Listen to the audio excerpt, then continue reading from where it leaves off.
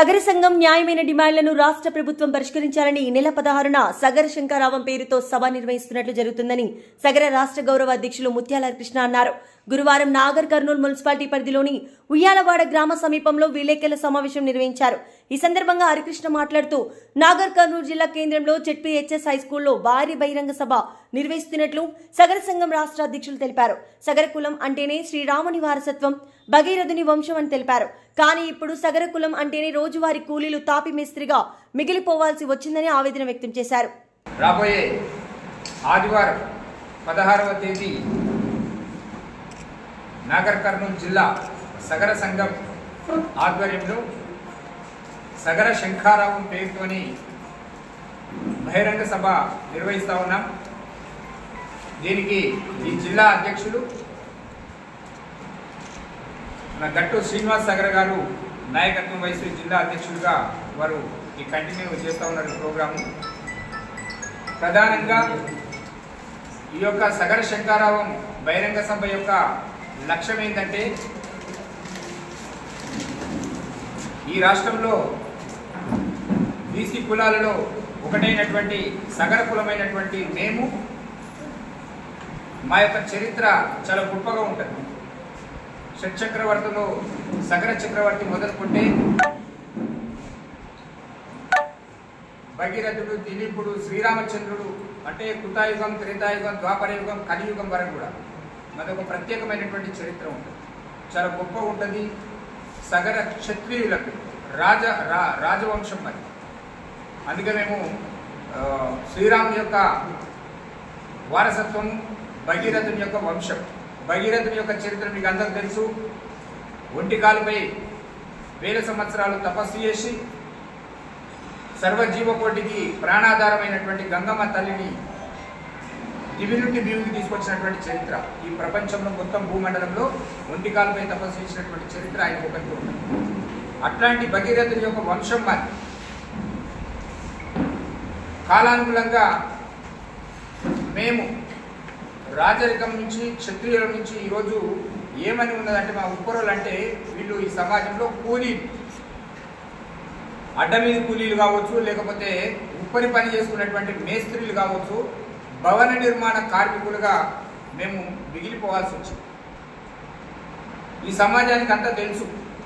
ఈరోజు ఈ రాష్ట్రంలో, ఈ దేశంలో, ఈ సమాజంలో చారిత్రక కట్టడాలు కావచ్చు, ఇక్కడ ఈ ఊరు నుంచి ఇంకో ఊరికి వేసినటువంటి దారులు, రహదారులు కావచ్చు, లేకపోతే ఆనకట్టలు, చెరువులు, కుంటలు ఏవైతే ఉన్నాయో, ఆ ప్రాజెక్టులు ఏవైతే ఉన్నాయో వాటన్నిటిలో కూడా మా యొక్క పూర్వీకుల యొక్క ప్రతి చారిత్రక కట్టడంలో మా యొక్క శ్రమ ఉంది.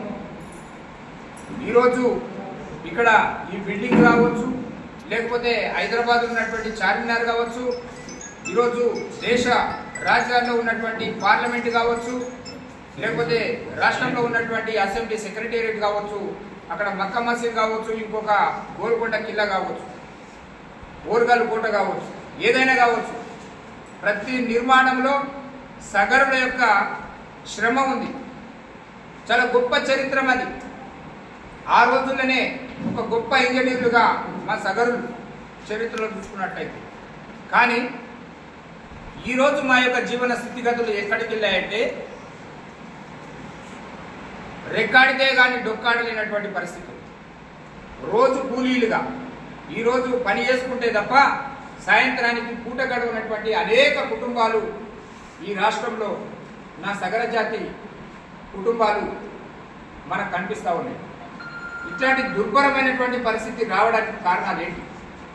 ఈరోజు మేము సమీక్షించుకుంటూ ఉన్నాం. అనేక సంవత్సరాల పోరాటంలో మాకున్నటువంటి ప్రధానమైనటువంటి డిమాండ్లలో ఈ పాలకులు, ప్రభుత్వాలు సందర్భాన్ని బట్టి కొంత మార్పులు చేర్పులు చేసుకుంటూ వస్తూ ఉన్నారు. కానీ వాస్తవ పరిస్థితులను చూస్తే ఆ రోజు ఎన్టీ రామారావు గారు 166 జీవో తీసుకొచ్చిండు.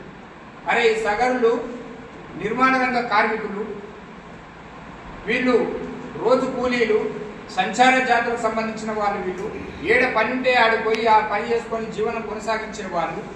కాబట్టి వీళ్ళు BCDలో ఉండడం కారణంగా వీళ్ళ పిల్లలు చదువుకోవడానికి రిజర్వేషన్లు రావట్లేదు. వీళ్ళకు ఉద్యోగాలు రావట్లేదు, వీళ్ళకు ఉపాధి అవకాశాలు కరువైనవి. ఎక్కడ పని ఉంటే అక్కడ పని చేసుకుంటూ పోయేటువంటి క్రమంలో ఆ పిల్లల్ని చదువుకునేటువంటి ఆ వెసులుబాటు కూడా కోల్పోతున్నారనే ఒక లక్ష్యంతో ఆ రోజు ఉన్నటువంటి బీసీ కమిషన్లు, మురళీధరరావు కమిషన్ కావచ్చు, అనంతరామన్ కమిషన్ కావచ్చు, వాళ్ళు సిఫారసు చేసిన ప్రభుత్వానికి అప్పుడు ఎన్టీ రామారావు గారు, స్వర్గీయ ఎన్టీ రామారావు గారు మహానుభావులు మమ్మల్ని BCAలో కలుపుతూ మరి జీవో విడుదల చేసిన 166 జీవో. 166 జీవో ఏదైతే ఉన్నదో ఉమ్మడి మహబూబ్ నగర్ జిల్లాలో ఆ 166 జీవో ఆధారంగా అనేక మంది మా వాళ్ళు ఉద్యోగాలు తెచ్చుకున్నారు, ఉద్యోగాలు చేరింది. కానీ దురదృష్టవశాత్తు 1.5 to 2 years లోపల ఎవరో కోర్టుకి వెళ్ళి ఏదో కొరిపెట్టి ఏదో కేసు వేస్తే కోర్టు ఏం చెప్పిందంటే BCAలో ఉన్నటువంటి రిజర్వ్